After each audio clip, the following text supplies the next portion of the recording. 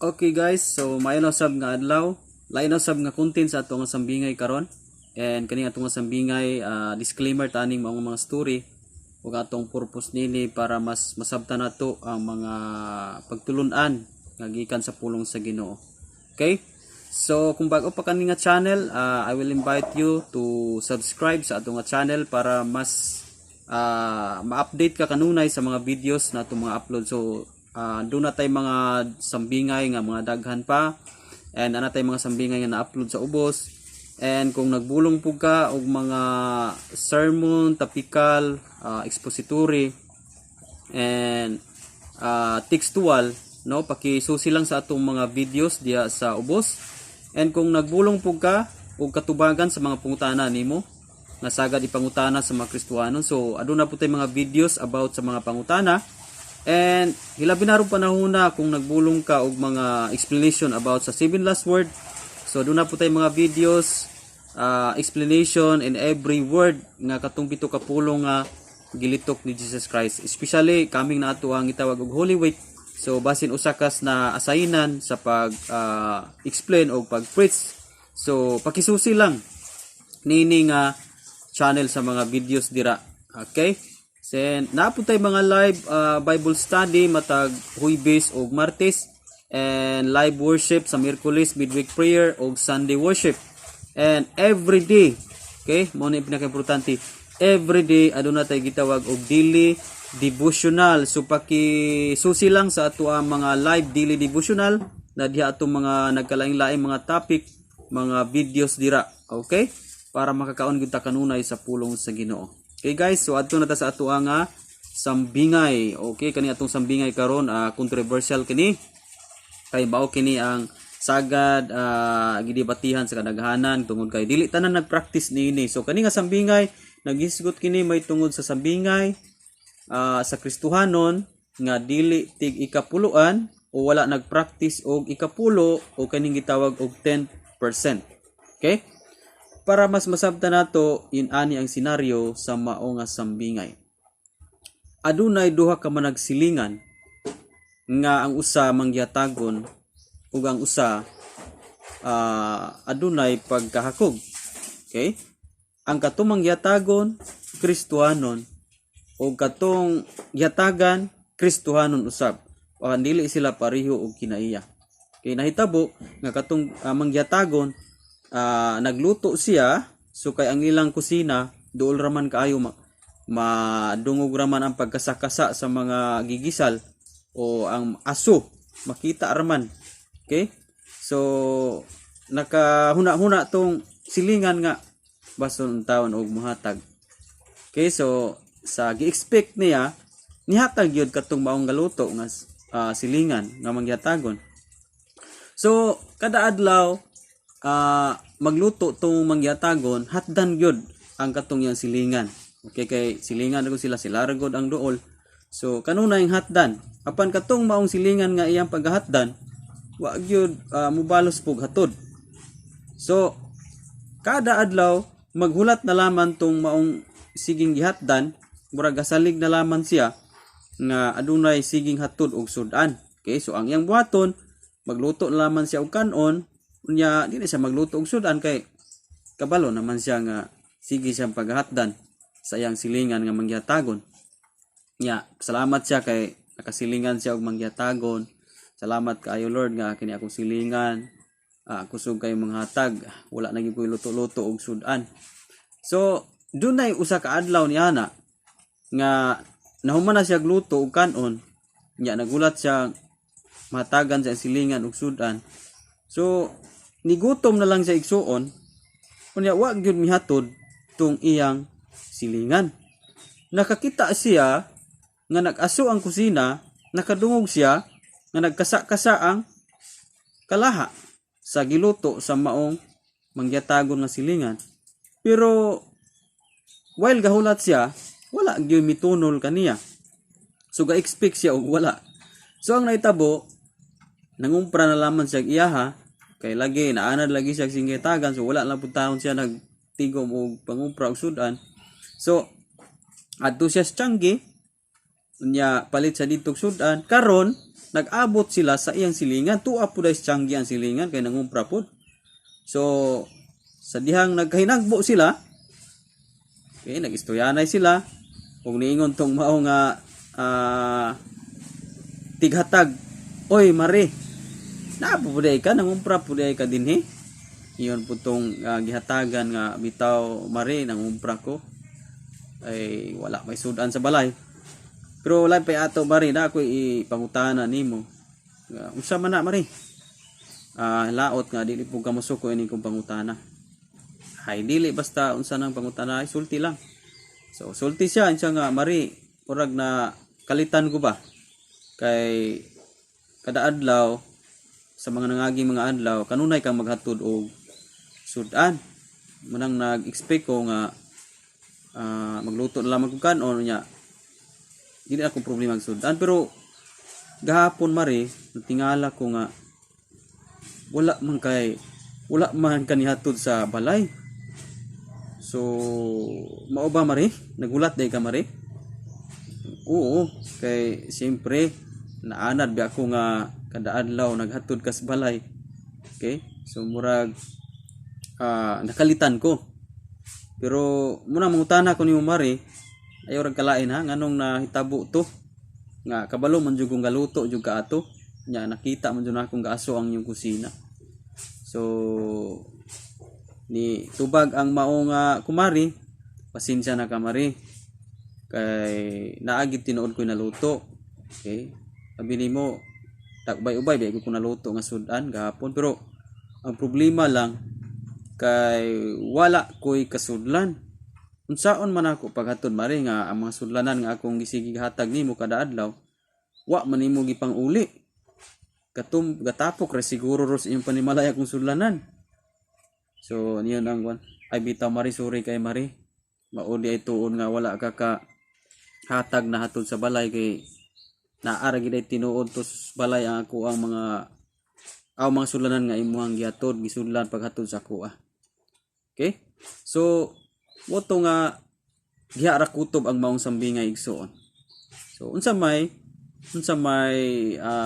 makuha nato nga pagtulunan nini. Kani bitaw sa Malakias 3:6 nagaingon nga dad-a ang tanang ikapulo ug halad ngadto sa templo aron adunay pagkaon dito. Unsa dito nga sulay ako ug makita ninyo nga ablihan ko ang tambuanan sa langit ug igabubo ko ang madagayaon kayong mga panalangin kaninyo. Okay? So minyon ang kadaghanan labi nas mga anti-tithing Christian. Yun sila nga kining tithes daw kini ikapulo in the Old Testament ra daw. Okay, in the Old Testament. Okay? So part siya sa balaod ni Moises. But kung imo studyhan gyud sa wala pay balaod ni Moises, nag-ikapulo na si Abraham. Okay? Di ba? Si Abraham ihatag sa ikapulo ni Melchizedek, no, ang pari sa Salim. So makita nimo nga wa pay balaod, wala pa matukod ang balaod ni Moises. Aduna nay gitawag og ikapulo. Nagpractice na si Abraham, si Jacob, okay? Ga-practice na sila ang mga patriarka. Okay? So wala pay balaod. And in the New Testament, syempre di guni mo mabasa in the New Testament nga adunay gyud ga-practice diha og ikapulo. Okay? Kay pag abot ni Jesus, adunay senaryo dito nga miyon si Jesus nga katubitaw nangutana sila nga angay ba magbayad og buhis ang lungsuranon. Kay nangutana man tong mga tao, di unday unsa man toy gibuhat ni Jesus, nangayo siya og kanang sinsilyo or kanibang dinar. So nangayo siya yung gitan-aw ng itsura yung gipangutanan yung mga tao. Yun siya nga kang kinsa mang nawong ang nakakulit niining mao nga sinsilyo o dinaryo. Niyo ang mga tao nga kang Caesar. So nitubag si Jesus nga okay, so ihatag nga to kang Caesar ang iya kang Caesar, unya ihatag sa Dios ang iya sa Dios. Okay, sa ato pa ihatag sa Dios ang iya sa Dios. So unsa may mga iya sa Dios sa Leviticus 27:30. Okay, pakibasa lang sa iyong mga Biblia. Sa Leviticus 27:30 ang tanang ikapulo iya sa Dios. Okay, 10% iya na sa Ginoo. So dapat iuli nato na. Kay kana kung mauli nato na actually dili man gyud na iyong hatag. Okay, gilain man ang offering diha, tithes and offering mga nas Malakias 3:10. Dili gyud na siya iyon nga hatag, kun dili iuli nato na siya. Why? Kay kita gitawag ta sa Bible og stewardship. Kita ang gipayalan sa tanan nga naa sa atong makaptan, okay? Gipiyalan data na sa Ginoo. Apan aduna tay kaning gitawag og pag-uli sa ikanapulo. Kay sama sa usa ka sambingay nato. Nganong nahitabo man nga wala na siya kahatagi. Nganong man nahitabo nga wala na siya kapanalangini og sudan. Nga kada adlaw kanunay man siyang hatdan. Kay ang nahitabo wala niya giuli ang sudlanan. Okay? Unsaon man pagsulod og lain na pong sudan nga ihatod sa iya nga wa na may kasudlan. Okay? Wa man niya giuli ang sudlanan. Actually igsuon ang ikanapulo mao kini ang sudlanan sa Ginoo. Mabitaw nang iyon siya, sulay ninyo ako ug ablihan ko ang tambuanan sa langit ug igabubo ko sa madagayaon gayod ang mga panalangin. Okay, Malakias 3:10. So makita nimo diha nga before abrihan sa Dios ang iyang tambuanan sa langit, imo usab nga iuli ug imo usab nga dal-on ang imo ikapulo. Okay? So mo ni ang senaryo muna nga matingala ka nga dili ka ti ikapuluan. Siguro makayong ka nga dili man ta ko ti ikapuluan pero ngano sige man kog kahutdan. Kay unsaon man pagpanalangin sa Ginoo nga ang formula nga gisigutan dias Malakias mao man ni formula nga mapanalanginan ug maablihan ang tambuanan. Okay? Munang daghan kayo rong mga tither nga mga Christian, sila mismo maka-testimony sila kung giunsa sila pag-bless sa Ginoo. Okay? Kita mismo maka-testimony gud ta. Giunsa ta pagpanalangin sa Ginoo sa dihang magmatinumanon ta sa pag-uli sa ikapulo. Iuli gyud na nato kay dili gyud na atua. Matud pa sa Malakias 3:8, sa unsa mang bahin nga ang tawo nanika sa Dios sa mga halad ug ikapulo. Okay? Kuyaw kayo ng tawgon ta og tikasan, no? Ana bang limbungan, tulisan, lain pang termino ana, kawatan. Okay? So dili mayo nga tawgon ta og kawatan. Muna nga iuli gyud nato ang dili atua. Okay, kabantay ba ka sa story sa Colgate? Ang storya sa Colgate maong ni dato siya tungod kay ang gibalitad niya nakasabot siya 10%. So ang iyang gihimo niyang 90% ang iyang giuli, 10% ang iya ha. Grabe ang iyang pagkasabot sa ikapulo. So mas gidubli-dubli niya, mas iya tong 10%, ang 90% iyang giuli sa panudlanan sa simbahan para magamit sa kamiyaan sa ministry.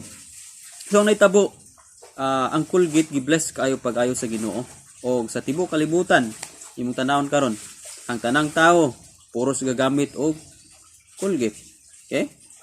Kay pirmi gutang kakaon, pirming naikiki. Okay, di ba? So mao na ginana, nagkalain-lain pamagi gibless sa Ginoo.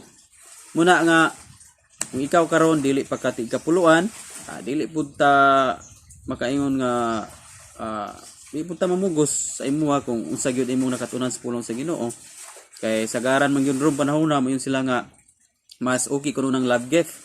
Okay, sa 1 Corinthians about sa Apostol Pablo, kay wala daw gi-practice in the New Testament ang tithes. Okay?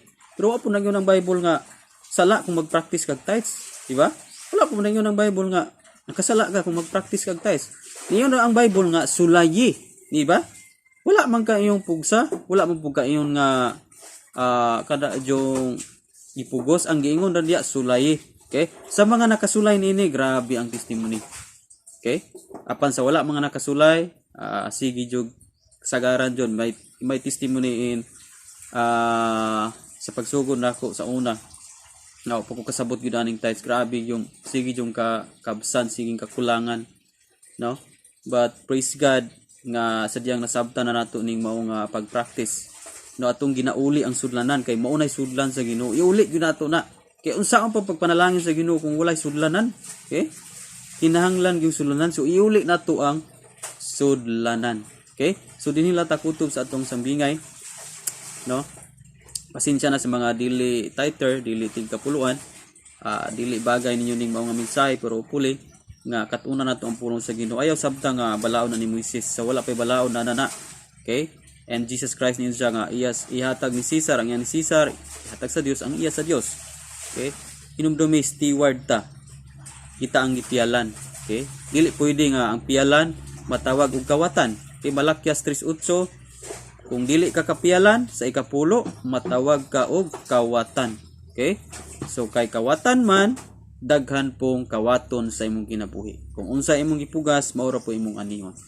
Munang pagpugas gyud og pag-uli, aron pod nga pilo-pilo pod ang mauli mabalik sa imong daghang testimony nga ga-practice sila uli ikapulo. Ang nahitabo hinuon, ang giuli pod sa Ginoo sa ila, pilo-pilo ang panalangin. Tinuod gyud abrihan sa Ginoo ang tambuanan sa langit ug gigabubo niya sa madagayaon gayud ang mga panalangin. Okay? So dinhila ta kutob. God bless sa maong sambingay o upuli nga doon natin nakatunan. Glory to God. Iya ang tanang dungog himaya.